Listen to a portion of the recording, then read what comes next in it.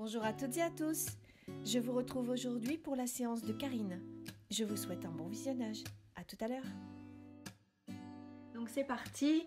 Nous sommes le vendredi 3 mai 2019 et donc nous allons faire les vies antérieures de Karine.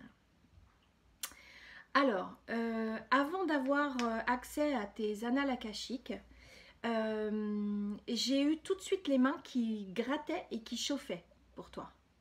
D'accord. Voilà. Alors, je ne sais pas si ça te parle, si ça te conduit à quelque chose, mais c'était très, très, très, très fort. Oui, parce que j'ai souvent des douleurs dans les paumes des mains, on va dire, et je me sens aussi beaucoup liée, comme obligée de faire des choses enchaînées, on va dire. J'ai du mal à, comme si, oui, c'est un sentiment d'être enchaînée en fait, que je D'accord, n'ai pas la liberté que j'aimerais avoir. d'accord, ok. Et ensuite, on m'a donné l'image d'un papillon. Mhm. Donc, tu vois, le papillon, c'est le symbole de la transformation, hein, c'est-à-dire la chrysalide, arrive le papillon. Et pour moi, je pense que tu es en pleine période de... J'ai envie de dire, le mot qui me vient, c'est mutation. Oui, Oui, oui, c'est vrai, oui, ça te oui. parle? Beaucoup depuis ces dernières semaines, on va dire. Il y a beaucoup D'accord, de transformations. c'est ça, c'est ce qu'on m'a donné en premier. Mhm. Même avant de rentrer dans tes annales, dans tes informations, voilà, c'est ce qu'on m'a donné en premier lieu. Donc moi, j'ai noté, hein. Oui. Voilà, je pense que c'était important pour toi de le savoir. Alors, pour ta première poche, hein, ta première vie, euh, on me, on m'amène dans les pays du Nord. Mhm. Alors, on me dit le grand froid. Oui. On me donne le pays, je crois que c'est un pays, vous me pardonnerez les géographes, la Scandinavie. D'accord, oui. Donc c'est vraiment le Grand Nord, si je ne me trompe pas, hein. Mhm. Et on me donne une date qui est 340. 340, c'est très fort. Donc ça y est, c'est reparti. Donc après cette coupure, je vais te donner donc la scène de fin un petit Mhm. peu de cet homme qui donc est trahi par sa femme. En fait, il est allongé pardon, à côté d'elle dans le lit. Et donc ils sont mariés, hein, voilà, puisqu'on me dit pacte mariage. Tu dors et tu te fais poignarder dans ton sommeil, mais pas par elle. Ah, Elle a demandé à un homme de le faire, donc elle est de connivence avec cet homme. Et du coup, alors on me donne l'âge de ta mort, c'est 47 ans, ce qui me d'accord. semble déjà hyper vieux, moi, pour l'époque. Oui, c'est vrai, c'est énorme. Ouais, bah ouais, je sais pas à Pour cette quel âge époque-là, oui. Bah oui, dans les temps reculés, on mourrait Ouais. beaucoup, beaucoup plus jeune. Donc 47 ans, et tu meurs vraiment dans ton sommeil. Et je pense que ta première blessure vient de là, c'est-à-dire la trahison. Mhm. Mhm. Donc voilà la triste fin de Gund. Est-ce que ça te parle, ça, tout ça? Est-ce que ça t'évoque des choses? Oui, parce que dans ma vie actuelle, Oui, j'ai été énormément trahie, euh, surtout au niveau des relations amoureuses, on va dire. d'accord, J'ai eu beaucoup de mal à avoir confiance en l'autre, du coup. d'accord, Et c'est quelque chose qui est encore un petit peu là. On va dire, j'ai beaucoup travaillé sur la blessure de trahison, mais il y a quand même parfois des petites choses qui reviennent. Et j'ai du mal à faire confiance, du coup. d'accord, bah oui, bien Et sûr. ça a été très très présent dans cette vie, hein. On va dire qu'avant que je sois un peu plus éveillée, on va dire, Oui, j'étais intolérante. On ne pouvait pas me mentir. Si on me disait quelque chose, il fallait le faire. Je n'acceptais pas que les personnes ne faisaient pas ce qu'elles ouais, disaient, quoi. ouais, Un ouais. peu ce que je veux dire. Pour moi, je me sentais trahie pour tout et pour rien, on va dire. Hmm. Donc cette C'était blessure très, était très vive. oui, très Ouais, très vive, oui. ouais, Ouais, ouais. ouais, Très importante, oui. ouais. Je crois que c'est la plus, oui, la plus grande, on va dire. Ouais, Donc c'est ça. celle que j'ai eue là, c'est la plus grande, je dirais. La trahison, c'est waouh. J'ai Ouais, eu beaucoup de mal déjà à la travailler, hein. Ça a ouais. été, Mais je crois que de mémoire, la vie d'après, c'est toi qui trahis. ouais, bah, comme quoi, hein. C'est ça, ouais, mais je pense que tu l'as vécu de Oui, plusieurs façons. façon.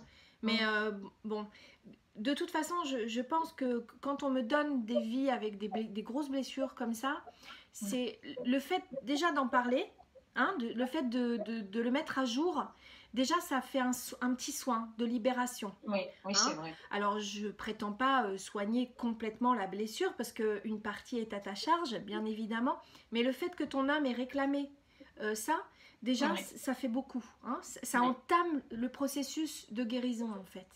Oui, parce que je sens même là dans mon corps, ça vibre. Je sens que ça vibre, hein. D'accord. Limite, je tremble, C'est limite. ça, ouais, ouais. Donc ça fait écho vraiment en toi, Oui. quoi. Ouais. Alors on va passer à la deuxième poche, à la deuxième vie. Alors on voyage hein, avec toi, hein, parce que Ah là, oui? oui, oui, oui. Alors on était dans le grand froid, on va passer dans le grand chaud. Waouh! Ouais, ouais, ouais. Et on est. Alors, je tiens encore à préciser que au niveau du temps, Mhm. voilà, on se balade. Oui. Alors, il y a des gens qui vont canaliser vraiment dans l'ordre. Hein. Alors, moi, j'ai l'impression que pas du tout. Donc, on se D'accord. balade et je pense que c'est. Bon, le temps n'existe pas de toute façon. Hein. J'ai appris ça il n'y a pas longtemps. Voilà. Et donc là, on se retrouve dans l'Égypte ancienne. Ah oui, ça me parle aussi. Ça te parle aussi? Oui, oui. Et alors c'est super précis parce que c'est lors de, j'ai pas de date, mais on m'a donné, c'est lors de la construction de la pyramide de Khéops. D'accord. Voilà. Et là tu es au service d'un contremaître, donc tu es une femme. Mhm. Alors tu n'es pas esclave, parce que tu verras, c'est tout l'enjeu de cette vie. Tu n'es pas esclave, tu es une femme libre. D'accord. Donc, on verra un petit peu plus tard pourquoi. Donc, tu es très jeune, hein, enfin, très jeune pour nous. Tu as Oui. 17 ans et tu es extrêmement belle. Tu verras, ça a son importance. Tu loges avec toute ta famille. Attends, je vais le mettre devant parce que après, je suis obligée de me décaler, je te vois plus. Voilà. Tu loges avec toute ta famille dans la maison de ce contremaître où tu es né. Tu es né dans D'accord. cette maison-là, donc tu es né chez ce contremaître-là, chez cet homme-là. Hein. Alors, tu sais compter, donc tu as une certaine éducation, alors que ta famille est plutôt en bas au niveau de la classe sociale. Hein. Mhm. Toi, ce contremaître-là t'a permis d'apprendre les mathématiques, donc tu sais compter. On m'a pas parlé de l'écriture, mais on m'a parlé surtout des mathématiques. Alors cet homme t'aime. D'accord. Il est éperdument amoureux de toi. Il te connaît donc depuis que tu es toute petite, puisque tu es née dans sa maison. Et il est veuf.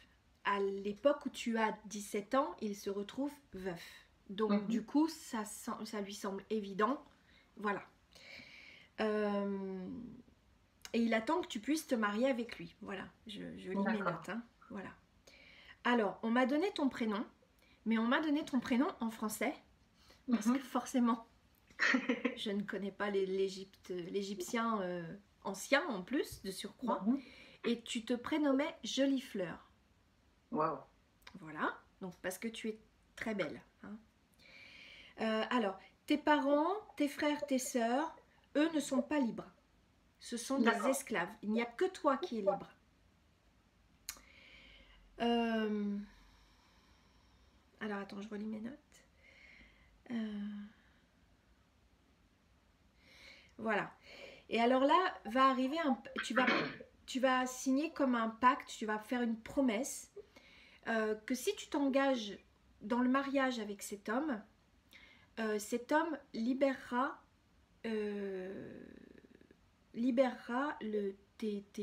ta famille.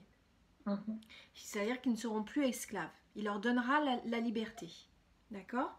D'accord. Donc tu t'engages vraiment corps et âme, j'ai envie de te dire, dans ce mariage qui, toi, te convient pas forcément, hormis cette histoire de libérer ta famille. Donc, ça se gâte puisqu'il t'épouse, il va jusqu'au bout, mais il ne tient pas sa promesse. D'accord. Il libère absolument pas ta famille, qui reste sous son joug, en fait. Donc là, tu deviens, j'ai noté, hein, tu deviens folle de rage. C'est-à-dire qu'il y a une grosse colère qui t'envahit. Quand tu arrives à comprendre, parce que on m'a fait comprendre que il repoussait, tu vois. C'était un homme qui devait repousser. Oui, plus tard, dans quelques semaines. Oui, je Voilà, vois, tu oui. vois, toujours repousser, repousser. Et quand tu as compris et admis, en fin de compte, que cet homme ne ferait jamais ce qu'il a promis de faire, eh bien là, tu as une colère monstrueuse. Et parce que toi, en plus, tu aimes un homme en secret. D'accord. C'est-à-dire que amoureusement, tu es lié à quelqu'un d'autre. Hein. Donc, tu t'es sacrifié pour ta famille. C'est-à-dire que tu as fait le vœu de te marier, voilà. Mais en même temps, toi, tu aimes quelqu'un d'autre. Donc là, tu te dis, mais j'ai fait tout ça, ben, pour rien, finalement. J'ai gâché ma vie. Donc, on me dit, tu t'es sacrifié pour ta famille en épousant le contremaître. Donc là, il y a des sentiments d'injustice, de trahison et de sacrifice. Alors là, tu fais pas appel à quelqu'un, hein, tu le poignardes en plein cœur. Et je vois que c'est lors d'une dispute. C'est plus fort que toi, y a un couteau qui te tombe sous la main et vous vous empoignez et bam, ça, tu le tues. Donc c'était pas... j'ai bien noté que c'était pas prémédité, c'est pas quelque chose auquel tu avais réfléchi longuement, etc. Non, c'est vraiment sur le feu de l'action. Bon, il en meurt, hein, cet homme, hein, bien évidemment. Et toi, donc, dans le feu de l'action, en fait, tu le poignardes. Enfin, c'est comme ça que je vois la scène. Il avait des hommes à son service, bien évidemment, hein, de la sécurité, on pourrait dire aujourd'hui. Et donc, ces hommes-là arrivent et te tuent à ton tour. D'accord. Donc, c'est une scène qui n'est pas folichonne, de fin. Et c'est une histoire non aboutie, puisque elle est restée, cette femme est restée... comment dire, sur le fait qu'elle n'avait pas pu vivre son amour pleinement et qu'elle s'était complètement sacrifiée, quoi. Voilà, c'est pas rigolo. Hein. Oui, mais bon. Non, mais ce sentiment de sacrifice et tout, je l'ai ressenti aussi. Oui. Parce que toujours dans cette vie, hein, de toute façon, on parle de celle-là en même temps. Hein, complètement. J'ai eu j'ai eu très longtemps l'impression de me sacrifier. Oui. De m'oublier pour le bien des autres, on va dire. Mais c'est ça. Pour ma famille, même moi par rapport à mes enfants, etc. Enfin, je me suis beaucoup oubliée, sacrifiée, entre guillemets, on va dire, parce que pour ses enfants, ça dépend quand même. Oui, bien sûr. Et oui, la notion de trahison, de sacrifice, c'était important aussi dans cette vie, quoi. Ouais, c'est ça. Vraiment... Donc ça, tu vois, tout ça remonte à la surface pour le coup. Oui. Et je pense que tu avais besoin aussi de savoir pourquoi tu ressentais tout ça dans cette vie de Karine, en fait. Hein, oui, c'est ça. Oui. C'est important. Hein. Bon, t'es prête pour la troisième vie? Oui. Bon, c'est la dernière, hein. Après, après il n'y en a plus. Alors, là, on avance complètement dans le temps et je pense que c'est ta dernière vie. D'accord. Parce que nous sommes en 1939, donc c'est précis. Oui. Et alors là, je te vois tout de suite. Alors, on voyage encore avec toi, parce que je pense que voilà, tu as aimé faire plusieurs expériences différentes. On est aux USA. Et alors là, c'est précis, on est à Dallas. C'est la ville de Dallas, au Texas. Donc, on est encore dans le show. Oui. Alors, est-ce que les États-Unis, ça te parle? Je me sens beaucoup attirée par les États-Unis, en fait. D'accord. Il y a comme si j'avais un appel là-bas. Parfois, c'est très fort, je le sens au niveau du cœur, là. C'est comme si ça m'appelait, quoi. Ça me tirait, ça m'attirait, comme un aimant, en fait. D'accord. Parfois, ça me fait ça et je ne sais pas comment le gérer. Et derrière toi, il y a quoi? C'est New York. Voilà, parce que je pensais reconnaître. Et effectivement, ouais, voilà. Bon, donc, les États-Unis t'appellent, ça, c'est sûr. Voilà. Ok. Alors, c'est rigolo parce que je te vois taper à la machine. Et je sais que tu es, on me dit dactylo, alors je pense que c'est pour comprendre, je ne sais pas à l'époque comment ça s'appelait, hein. Et tu es dactylo dans un journal en fait, dans la presse, tu travailles dans la presse. Alors, on me donne ton prénom, tu t'appelles Stella. C'est marrant. Et on me donne ton nom de famille, Gordon, Stella Gordon. D'accord. Et à l'époque où je vois la scène, où ton histoire m'est racontée, tu as 21 ans. Mhm. Alors, tu es d'une bonne famille. Donc très chic, je pense même que tu habites la banlieue, enfin je sais pas comment ça se passe au Texas, mais tu es dans un périmètre très privilégié, hein. On pourrait dire maintenant pavillonnaire, tu vois, où je vois des belles maisons, des grandes propriétés, etc. Donc tu vois, j'ai mis tu habites les beaux quartiers. D'accord. Donc tu es blanche, ce qui est Mhm. important dans l'histoire, et tu tombes folle amoureuse. Donc ça tourne autour de l'amour, hein, tout ça. Ah oui, oui. Mais j'avais demandé en même temps. Tu tombes folle amoureuse d'un homme noir. D'accord. Cet homme s'appelle Max. Je pense que c'est le diminutif de Maximilien. Voilà, je pense que c'est un diminutif. C'est pas son vrai prénom, c'est juste un diminutif. Mhm. Alors, on me signale que les blancs et les noirs à cette époque ne se mélangent absolument pas. Et cet homme travaille pour ton père. D'accord. Cet homme est palefrenier. Mhm. Et toi, ton père a un statut très très important. Il travaille au niveau de la loi. Alors, je ne sais pas si c'est juge, avocat, mais il travaille dans le juridique en fait, hein. Il a un poste d'autorité. Je sens que c'est quelqu'un qui a de l'autorité, tu vois. On ne fait pas n'importe quoi. Voilà. Euh, Par contre, ta maman est une femme très investie dans sa communauté. Mhm. Comme je suppose que ça se faisait beaucoup à l'époque, hein, les femmes de notables, voilà, s'investissaient, Ouais, ouais. voilà. Donc elle travaille beaucoup pour la charité, etc. Voilà. Et toi, je te vois complètement noyée, perdue dans cette histoire d'amour impossible, parce que tu sais déjà que enfin lui comme toi, vous savez déjà que vous allez avoir du mal à y arriver, quoi, hein. Ouais, ouais. Et alors là, tu te confies à ton frère aîné qui s'appelle James Mhm. et qui a 23 ans. Donc il est un petit peu plus grand que toi. J'ai l'impression que vous faites partie d'une grande fratrie. Il y a D'accord. beaucoup d'enfants. Mais tu préfères, voilà, c'est le frère à qui tu préfères te confier. Alors lui, il est cash, il te demande d'arrêter et de renoncer à cet amour parce que il sent que de toute façon, ce sera voué à l'échec et que tu vas beaucoup souffrir. Donc lui, il est plutôt, on va dire, de ton côté, mais il fait pas grand-chose pour t'aider, quand même, hein. Mhm. D'accord. Et toi, tu veux pas. Tu veux pas arrêter, c'est plus fort que toi. Enfin, tu l'aimes, cet homme t'aime et tu comprends pas pourquoi. Tu as une espèce d'incompréhension à te dire mais pourquoi ce serait. Enfin, tu comprends pas, quoi. C'est hors de ta logique. Tu n'arrives pas à comprendre, à concilier le fait qu'un homme noir et une femme blanche ne pourraient pas vivre un amour comme celui-là. Euh, alors, jusque-là, est-ce que tout ça, ça te parle? Bah, niveau fratrie, je dirais, bah, dans cette vie, je veux dire, on est 7 enfants, et je suis très D'accord. proche de mon frère, celui qui est né juste avant moi. On est Donc, presque fusionnels, on va dire. d'accord, de ton frère aîné.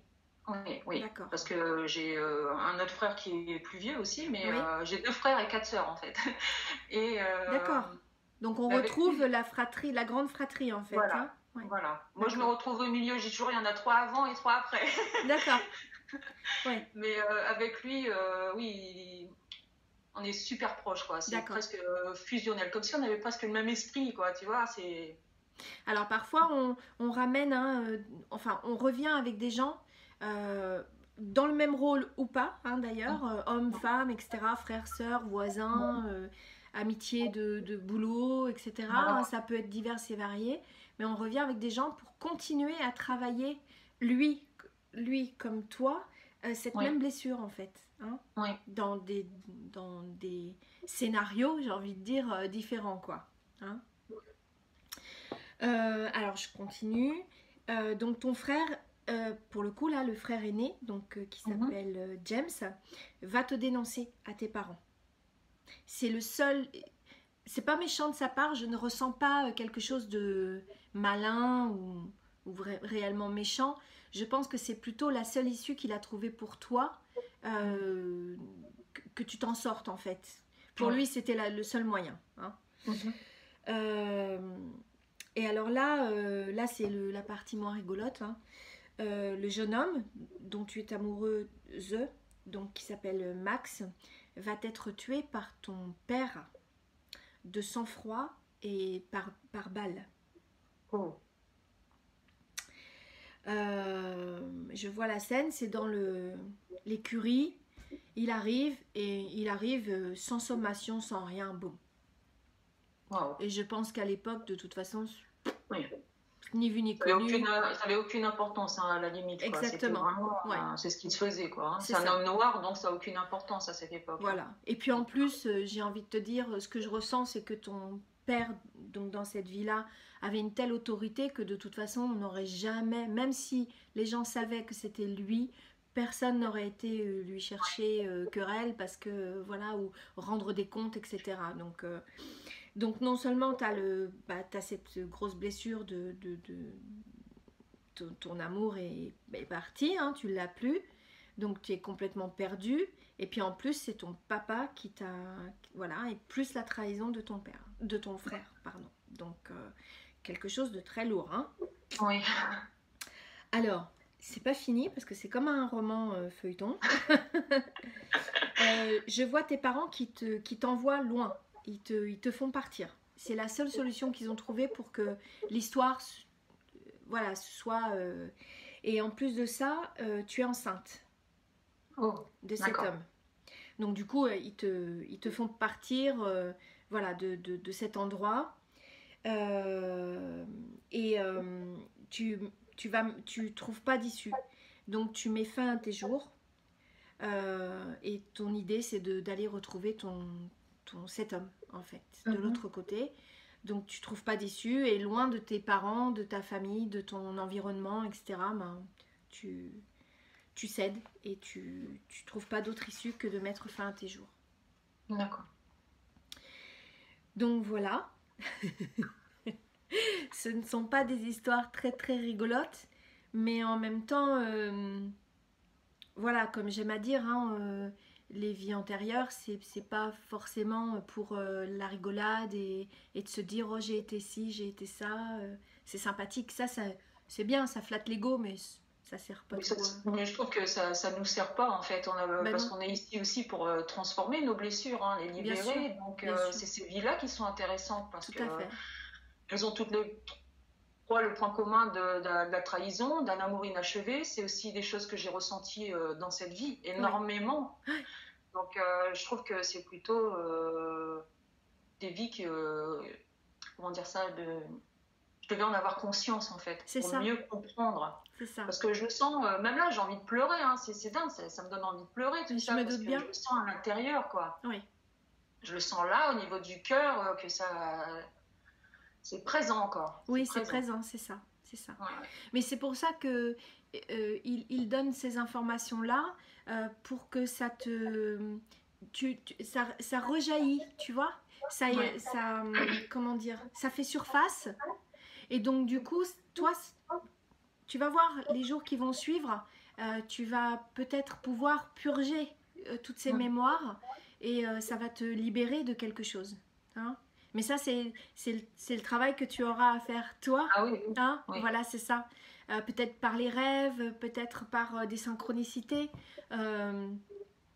Mais en tout cas, voilà, tu vas purger tout ça. Et c'est pas pour rien qu'il me donne 3 vies qui forcément ont vraiment un point commun. Hein. Oui. Voilà. Donc voilà, Karine.